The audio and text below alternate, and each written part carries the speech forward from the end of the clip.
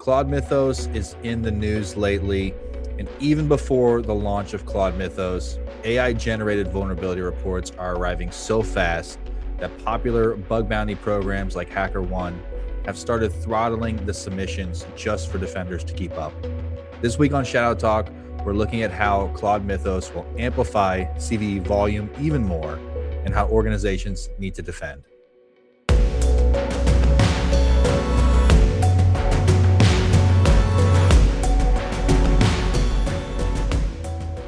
Welcome to Shoutout Talk, a cybersecurity podcast powered by ReliaQuest, the leader in agentic AI security operations. I'm John Dilgen, Threat Intelligence Analyst. And I'm Alexandra Moore, Manager of Threat Intelligence. Today, we're joined by a very special guest, ReliaQuest's Chief Technology Officer, Joe Partlow. Joe, thanks for joining us. How are you doing today? Oh, great. Thanks for having me on. Excellent. And would you be able to tell our listeners a little bit about yourself? Yeah. So I've been with ReliaQuest 16 years or so. Current role as CTO is really working with our product team for what's next. As you can imagine, that's all things AI. So data scientists, data architects, a few other interesting folks are on my team that do that. But then spend a lot of time with customers as well for bigger picture strategy, bigger picture architecture, and just been in InfoSec for 25, 30 years. Man, it sounds old when I say it that way, but Well, you got the experience on your side. And again, we're happy to have you here today. So thanks for joining us. So jumping right into it, as we mentioned, Anthropic just released an AI model called Claude Mythos. And the key finding behind it is that it's generating working exploits with an average of 72% of the time. Again, not just finding vulnerabilities here, but generating those exploits autonomously. So Joe, can you start us off for our listeners who may not be aware, what actually is Claude Mythos? So it's, I think it's indicative of what we'll see going forward, where it's just a new model that's a lot more capable on just general purpose for coding, reasoning. Obviously, that goes in hand with code generation, code analysis. So, that's certainly, I think it's probably one of the more advanced ones that we've seen so far. Now, obviously, the offensive capabilities and vulnerability finding and exploit writing got the attention, but it also is very good at threat hunting and reasoning based off of that too, which makes I think is why it's getting so much hype in the press, is that it's just kind of the next model that is really kind of taking it to the next level as far as how good it does all those things together. And I think it's really worth emphasizing what you said there, is that Mythos was not designed as a security tool, right, as a sort of vulnerability discovery tool. No one sat down and said, let's build something that finds vulnerabilities. It was these capabilities that emerged during the red team testing and other testing that they were doing. And like you said, it's a general purpose model that's built for, complex problem solving. And it just happened to turn out to be very good at finding exploits and vulnerabilities as well. So Joe, the question obviously that's on everyone's lips is, should enterprise organizations be worried? And if so, what specifically should they be worried about? Yeah, I mean, definitely it's, we've had a ton of interest, and I'm sure the listeners have as well, right? Of, hey, it's if this is kind of the next latest and greatest model, and, it is good at that. And let's face it, application security is kind of an area that a lot of people are struggling with. How do we make sure that, one, kind of Anthropic and others are responsibly doing this, right? And I think that's, if you guys saw kind of the Glasswing announcement as well, that was that answer to that, right? Of, hey, this model is powerful, it does this well. Here's some tests that we've run of live exploits that it's done. We can't release this out into the wild, but at least some sort of heads up. And I think OpenAI announced kind of the same thing, but I think you're starting to see these providers that are now focusing a lot more on that of, hey, we've got to give people a heads up for something that's going to be kind of next generation modeling. And that's kind of what you saw with Glasswing, I think, was, hey, what are the vendors out there that we got software on 90% of the corporate environments? How do they get a heads up that, hey, this is coming? And if it's not Mythos, it's something else. So you probably want to start testing your stuff. And I think this was a good heads up from them to basically say, hey, this is coming. So make sure that we're not having widespread outages and issues for all of the hopefully not, but let's assume that there's going to be a tidal wave of amateur bug bounty people that are throwing it at it. So you think it's this risk of, hundreds, thousands, whatever, of new high severity vulnerabilities that may possibly be coming down the line? That's what everyone's scared about. Oh yeah, yeah. I mean, obviously, we've seen a big uptick anyway, just in the last couple of years for just AI for bug bounties and vulnerability finding, things like that. We've done our own testing where it's been pretty successful. Obviously, it's faster, easier, more thorough now with some of the more powerful models. So I think that's kind of where we're at now. So yeah, I think we've already been on that journey for a while.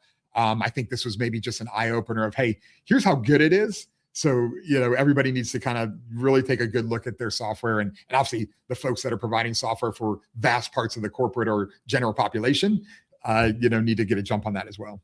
Mm-hmm. I think that's a really important point, is that this isn't a new thing. It was already happening. It's just the speed and scale at which it's happening. And that's a story that I think we're seeing repeated across SecOps, really. It's these attacks that have been around for decades, but it's the speed that we're suddenly seeing them at. Like we keep talking about our 4-minute fastest breakout time that we've seen. So it's just that speeding up of existing attacks and existing parameters that we're seeing.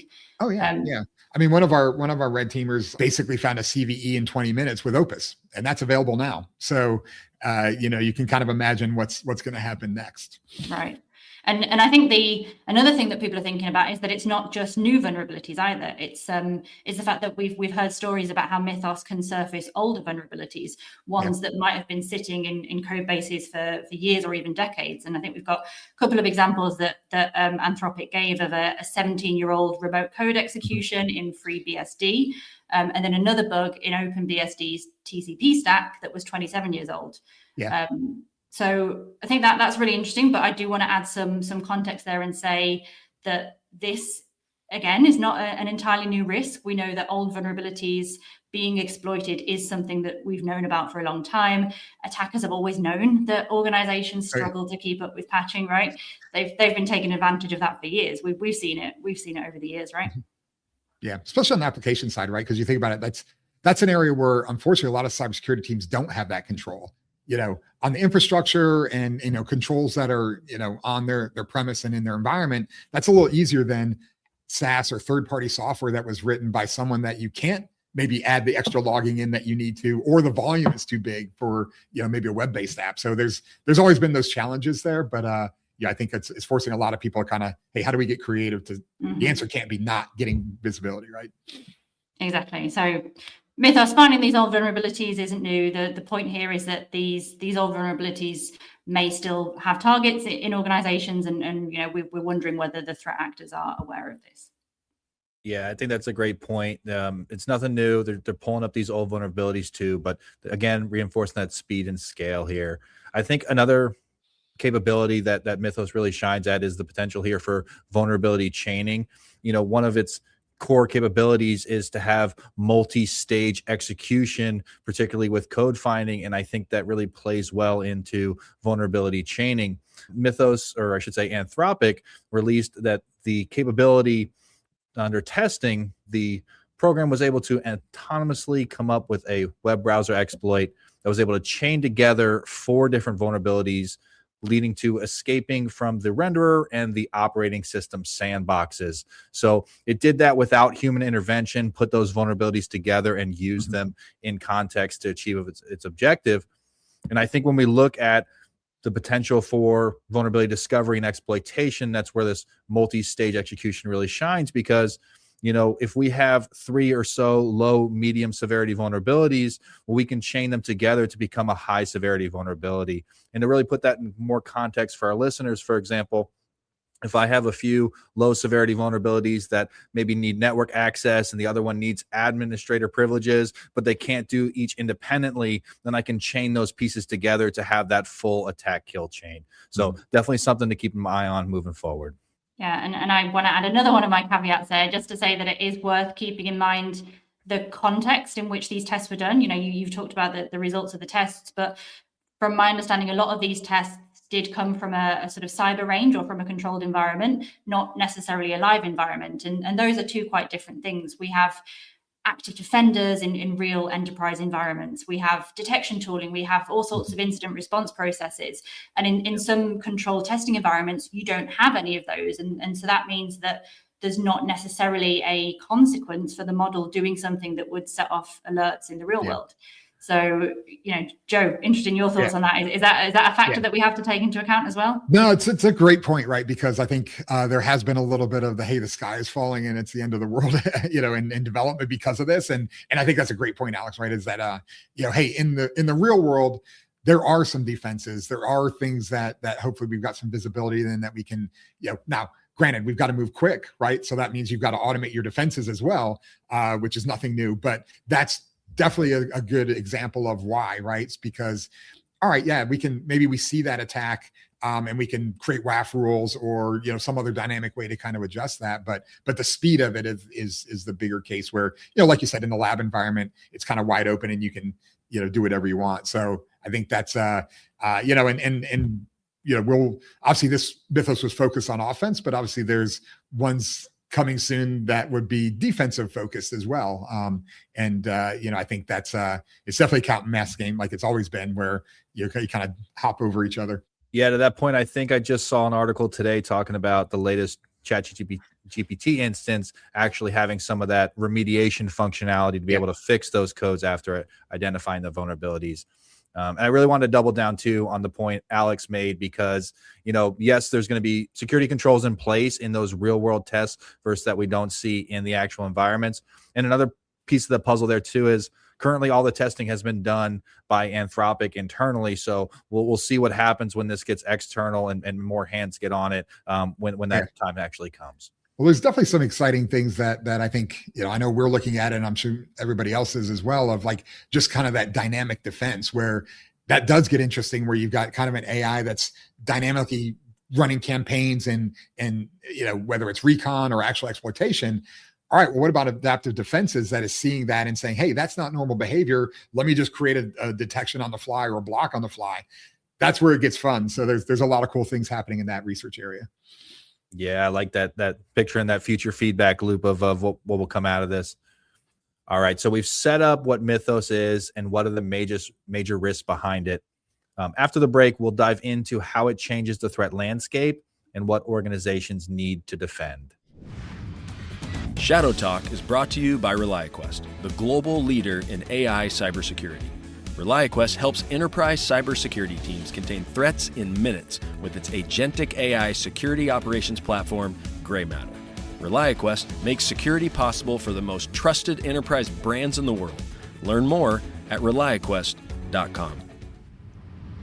So we're back from the break. Now let's dive into how Mythos changes the threat landscape. Thanks, John. So yes, we said before the break that we don't really know how Mythos or these capabilities are going to perform in the real world, but what we can say for sure is that the sheer volume of vulnerability discovery is going to change. Even if Mythos is never successfully going to breach a really hardened enterprise, the CVs that it generates are still going to land in defenders' remediation queues, and organizations are almost certainly going to be flooded with more of them than they can remediate.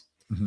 Yeah, and to Joe's point earlier, that was something that was already happening before Mythos was announced. And we saw that specifically with HackerOne, a popular bug bounty form, where they actually had to throttle the amount of submissions that were coming in, specifically because the defenders could not remediate all of them fast enough. And I think it's really interesting to highlight that the defenders who really struggled with this were those open source maintainers, like we talked about in our predictions report and in last week's episode, who handle those NPM packages a lot of the time on a volunteer base, that they're currently getting flooded with more vulnerabilities than they can remediate.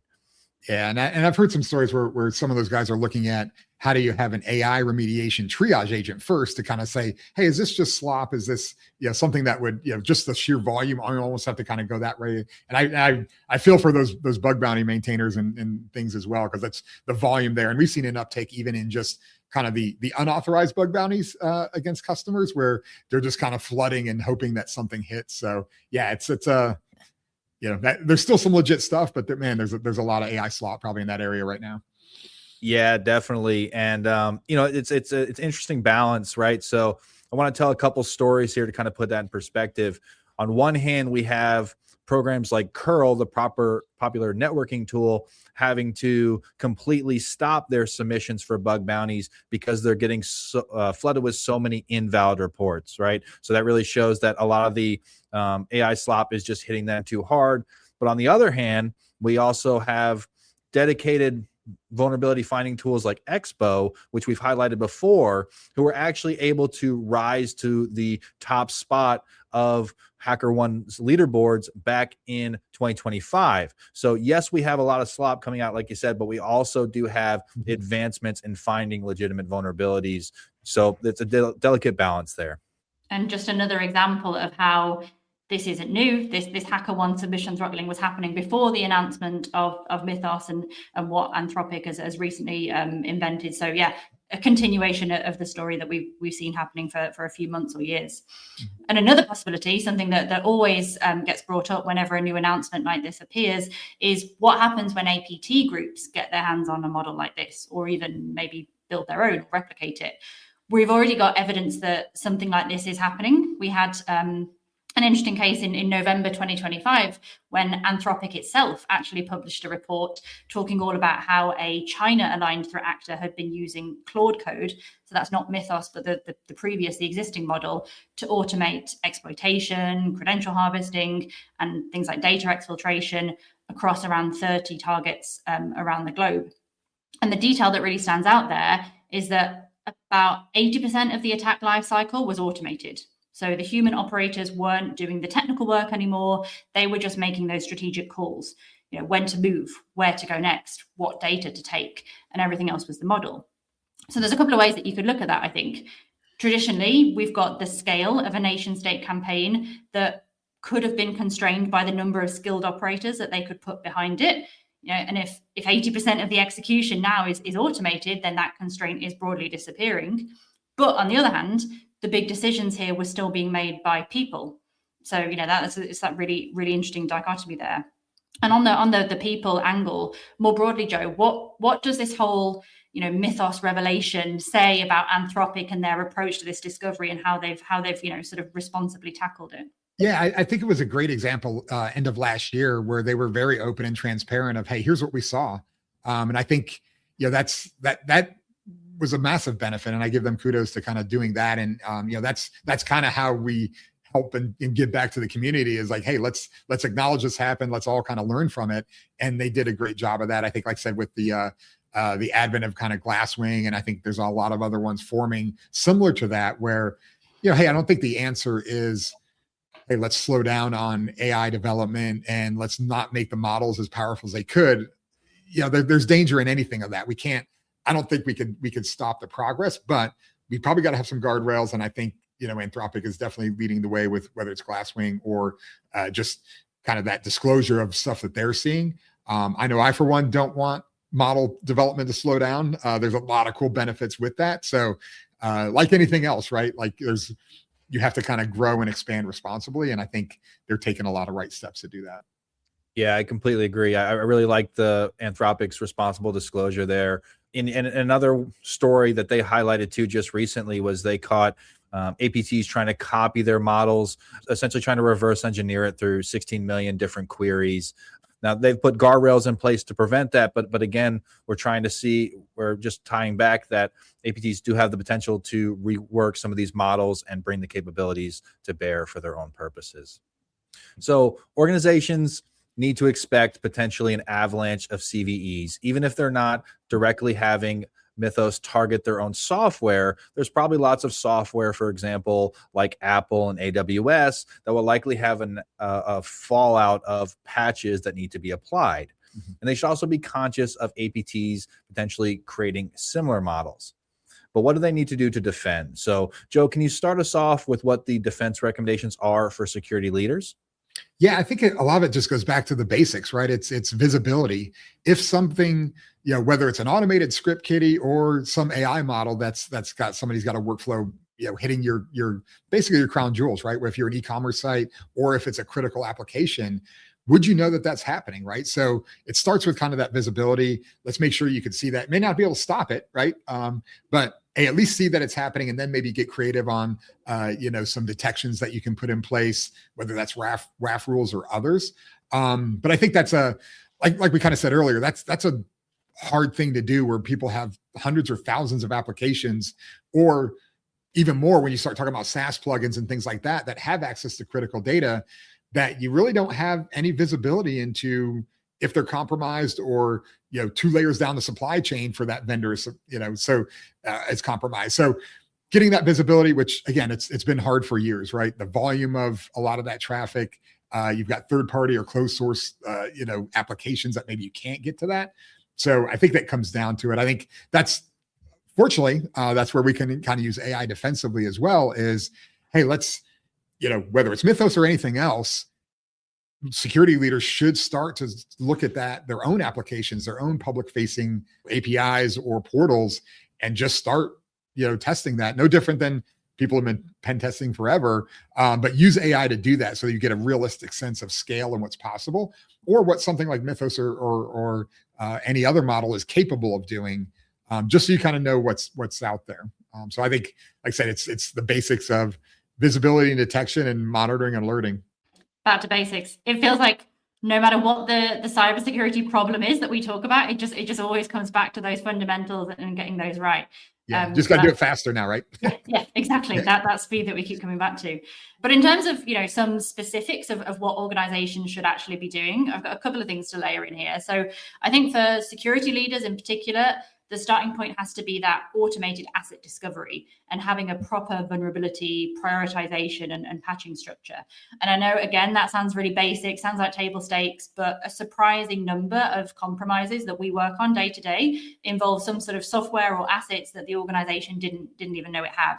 So it's really crucial. And as you said, Joe, before you can prioritize, you need visibility. So that means doing your software inventories, your software bills of materials, your SBOMs, knowing what's actually running in your environment.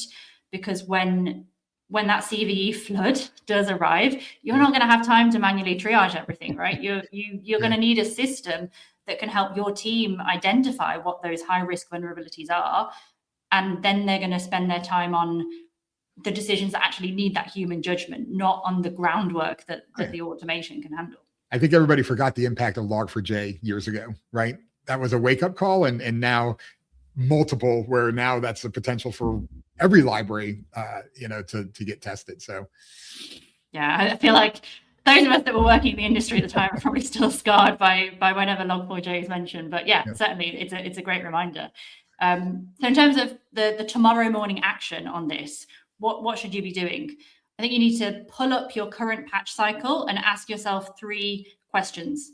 First, what is your current volume of high and critical vulnerabilities that are going to need you to remediate them within 30 days? Second, how long is it actually going to take you to fully remediate these on average? And lastly, what would actually happen to your team if that CVE volume suddenly increased, 5-fold in the way that we've been talking about?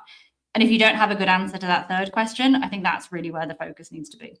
I think that's a great recommendation. And, kind of like you set up earlier where you said this might sound like old news to a lot of organizations, and maybe they have a lot of this in place, but I'd ask the question too, are there areas they could speed up or improve in that process? Because when that flood does come, they need to be ready. And so likewise, breaking it down for security operators, I'd say another element that they could use to get ready is being able to identify those gaps that they have on their assets, things like logging coverage, misconfigurations, as we've highlighted in previous reports and episodes, it's those gaps that the threat actors are going to actively exploit as fast as they can. And so your team needs to be starting to identify these and harden them as best you can before that attack hits. Yeah. So don't forget about your SaaS plugins, right? I mean, if we didn't learn anything from SalesLoft and others last year, like there's probably a whole, shadow plugin environment that you probably have no idea of who's getting, sharing your data. So don't forget about those. Oh, yes. Yeah, I think that's actually a great call out because, double down on that. We've seen threat actors like, for example, Shiny Hunters really target those SaaS plugins. So kind of breaking it down for the tomorrow morning action for security operators. Ask yourself, if a host is vulnerable to a critical CVE, how fast could we get the defenses in place around it? So we're not just necessarily talking about patching here. Maybe you need to still go through your typical patch lifecycle, but specifically, can you quickly get automated containment and response and other defenses set up around that asset? So in closing here, if you want more information on Mythos, ReliaQuest has released a blog. It's available in the link tree below. You can find it there if you would like to read more. That's all for this week. Thanks for listening to another episode of Shadow Talk. And thanks to Joe again for joining us today. Really glad to have you here and share your wisdom. If you'd like to get in touch, we're just an email away. You can send your questions to shadowtalk@reliaquest.com. And please don't forget to subscribe so you can get next week's episode right to your podcast platform of choice. We really appreciate it if you can rate and review Shadow Talk wherever you listen. It will make a huge difference and help us reach new listeners. We'll be back next week with another episode of Shadow Talk.